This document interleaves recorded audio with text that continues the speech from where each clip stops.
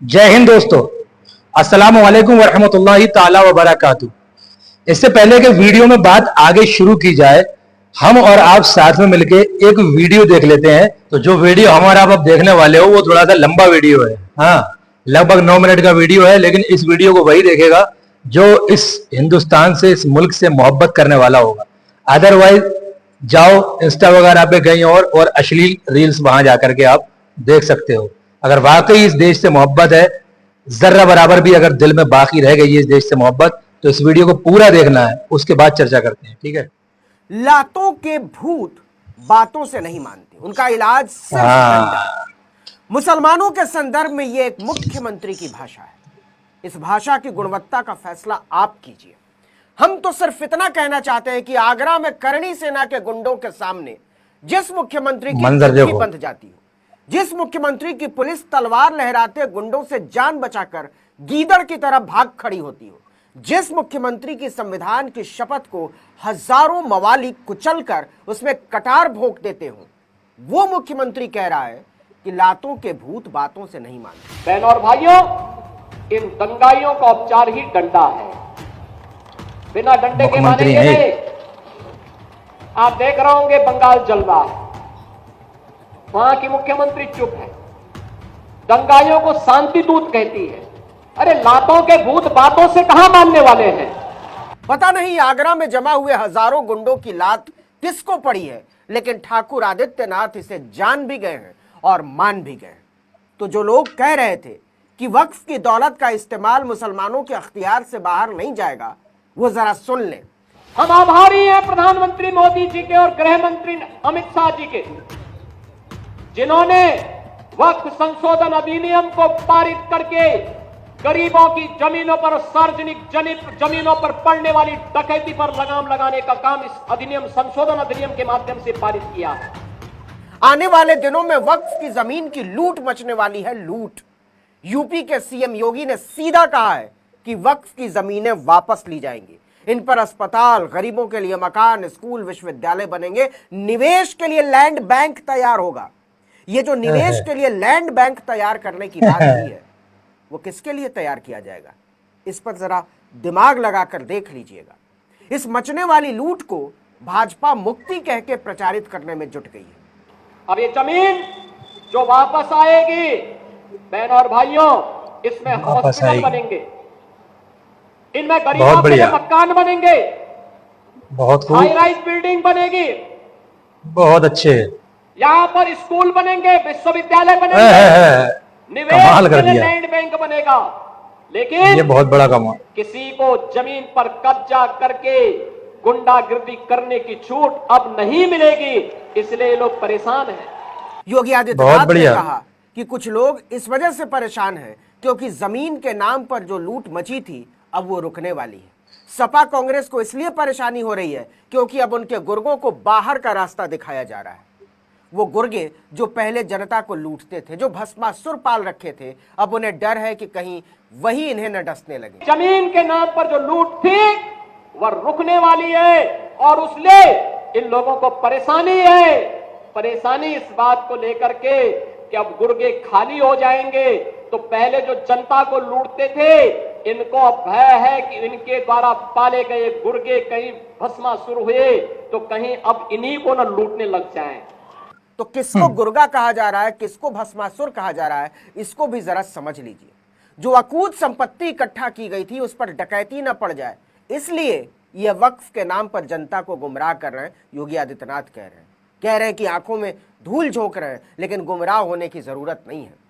लेकिन असल जवाब छिपा है इस लाइन में कि वक्फ की जमीनें वापस ली जाएंगी, इन पर अस्पताल बनेंगे, गरीबों के लिए मकान बनेंगे, समझ लीजिए हाउसिंग कॉलोनी, ऊंची इमारतें बनेंगी, स्कूल, विश्वविद्यालय बनेंगे और निवेश के लिए लैंड बैंक तैयार होगा। लेकिन किसी को जमीन पर कब्जा करके गुंडागर्दी की छूट नहीं मिलेगी। लोग इसी वजह से परेशान हैं क्योंकि जमीन के नाम पर जो लूट मची थी अब वो रुकने वाली है। मतलब वक्फ की जमीन छीनकर पूंजीपतियों के हवाले करने का रोड मैप तैयार हो चुका है। अब जरा एक मुख्यमंत्री की भाषा देखिए और समझिए कि देश के कानून, देश के संविधान और सुप्रीम कोर्ट, संसद, विधानसभा में उनका कितना भरोसा होगा। योगी आदित्यनाथ ने कहा कि 2017 से पहले उत्तर प्रदेश में हर दूसरे तीसरे दिन दंगे होते थे। इन दंगाइयों का इलाज केवल डंडा है, बिना डंडे के वो मानेंगे नहीं। अब याद करिए 2017 के पहले के उत्तर प्रदेश को हर दूसरे तीसरे दिन दंगा होता था। बहनों और भाइयों, इन दंगाइयों का उपचार ही डंडा है, बिना डंडे के मानेंगे नहीं। हमने तो सुना था कि कानून तोड़ने वालों को सजा कोर्ट देता है, अदालत देती है, लेकिन भाजपा के बड़े बड़े नेता बोल रहे हैं कि सारा फैसला हम खुद कर देते हैं, गोया अदालत का कोई मतलब ही नहीं। योगी आदित्यनाथ कह रहे हैं कि हम डंडे से इलाज करते हैं, लातों के भूत बातों से नहीं मानते। और किसी को क्या ही कहना, जब देश का गृह मंत्री ही संसद में खड़े होकर माथे की तरफ इशारा करते हुए बोल रहा है कि हम सीधे यहां गोली मारते हैं, तो क्या भारत में अदालती व्यवस्था की, कानून की, वकालत के पेशे की, दलील और अपील की मौत की मुनादी पीटी जा चुकी और वो हम हैं जो मानने को तैयार नहीं। अब दूसरा सवाल, चलिए वक्फ की संपत्ति छीनकर पूंजीपतियों को दे देंगे, मान लिया। आप लातों से इलाज करते हैं, माथे में गोली मारते हैं, यह भी मान लिया। लेकिन एक आदमी ने खुलेआम कहा कि हम अखिलेश यादव को मार डालेंगे, तब आपकी डपोर शंखी कहां चली गई योगी जी? लगभग 1 लाख लोगों की भीड़ तलवार लहराती हुई योगी की पुलिस के माथे पर नाच रही थी, तब माथे में गोली मारने वाला सिद्धांत कहां चला गया था? जाहिर सी बात है, ना योगी आदित्यनाथ न्याय धर्म का पालन कर रहे हैं, ना अमित शाह और ना ही खुद प्रधानमंत्री नरेंद्र मोदी। सच बात यह है कि देश के प्रधानमंत्री देश की जनता को, देश को गुमराह कर रहे हैं खुद। उन्होंने कहा कि वक्फ के नाम पर लाखों हेक्टेयर जमीन पूरे देश में, जरा भाषा पर गौर कीजिए, आज ईमानदारी से उसका उपयोग हुआ होता तो मेरे मुसलमान नौजवानों को साइकिल के पंक्चर बनाकर जिंदगी नहीं गुजारनी पड़ती। क्या वाकई नरेंद्र मोदी मुसलमानों के हमदर्द हो गए? सच ये है कि मुसलमानों से इस कदर नफरत और घृणा करने वाला प्रधानमंत्री भारत के पूरे इतिहास में ही कोई नहीं हुआ। जो प्रधानमंत्री कपड़े से पहचान कर लेने की बात करता हो, जो प्रधानमंत्री पढ़ने लिखने वाले छात्र नौजवानों को अर्बन नक्सल कहता हो, जो प्रधानमंत्री खान पान को लेकर नफरत भरी बातें करता हो, जो प्रधानमंत्री मुसलमानों को ज्यादा बच्चे पैदा करने वाला बताता हो, उसकी नफरती सोच का अंदाजा ही लगाया जा सकता है। याद कीजिए, पिछले साल की बात है, 2024 लोकसभा चुनाव प्रचार के दौरान 21 अप्रैल को राजस्थान के बांसवाड़ा में नरेंद्र मोदी ने मुसलमानों को जलील करते हुए क्या कहा था? कहा था कि कांग्रेस पार्टी सत्ता में आई तो लोगों की संपत्ति, खासकर महिलाओं का सोना घुसपैठियों में बांट देगी। उन्होंने खास तौर पर घुसपैठियों का संदर्भ ज्यादा बच्चा पैदा करने वाले के साथ दिया था। ये संपत्ति इकट्ठी करके किसको बांटेंगे? जिनके ज्यादा बच्चे हैं उनको बांटेंगे, घुसपैठियों को बांटेंगे। क्या आपकी मेहनत की कमाई का पैसा घुसपैठियों को दिया जाएगा? 2002 में गुजरात में कत्लेआम के बाद मुख्यमंत्री के तौर पर एक इंटरव्यू में मोदी ने राहत शिविरों को बच्चा पैदा करने की फैक्ट्री कहा था। यह सोच है नरेंद्र मोदी की। ह्यूमन राइट्स वॉच ने अपनी एक रिपोर्ट में दावा किया कि 2024 के लोकसभा चुनाव प्रचार के दौरान मोदी ने 173 में से 110 भाषणों में मुस्लिम समुदाय के खिलाफ नफरत भरी टिप्पणियां की। इनमें घुसपैठिए, जिहाद और अल्पसंख्यक तुष्टीकरण जैसे शब्दों का जिक्र शामिल था। लेकिन उन्हीं मोदी और योगी की जुबान को जब आगरा में एक दलित सांसद के घर पर हजारों की हथियारबंद भीड़ हमला करती है, पिछड़ी जाति से आने वाले एक पूर्व मुख्यमंत्री को जान से मारने की धमकी दी जाती है, तो काट मार जाता है। योगी कहते हैं कि मुर्शिदाबाद को लेकर कांग्रेस और समाजवादी पार्टी और टीएमसी सब मौन है। वो धमकी पर धमकी दे रहे हैं और बांग्लादेश में जो हुआ उसका समर्थन कर रहे हैं। अगर उन्हें बांग्लादेश अच्छा लगता है तो वहीं चले जाएं। ऐसे लोग भारत की धरती पर बोझ बन चुके हैं। करणी सेना के गुंडों को लेकर योगी की सोच क्या है? क्या योगी आदित्यनाथ बताएंगे वो कहां चले जाएं या आप उनको कहां भेजने वाले? योगी नहीं पूछते मोदी से कि शेख हसीना को रोज बिरयानी कौन खिला रहा है। भारत के नागरिकों को बांग्लादेश भेजने से पहले बांग्लादेश की प्रधानमंत्री को तो उनके वतन पहुंचा दीजिए योगी जी और मोदी जी। इस पर बीजेपी को बांग्लादेश से मोहब्बत उमड़ने लगती है।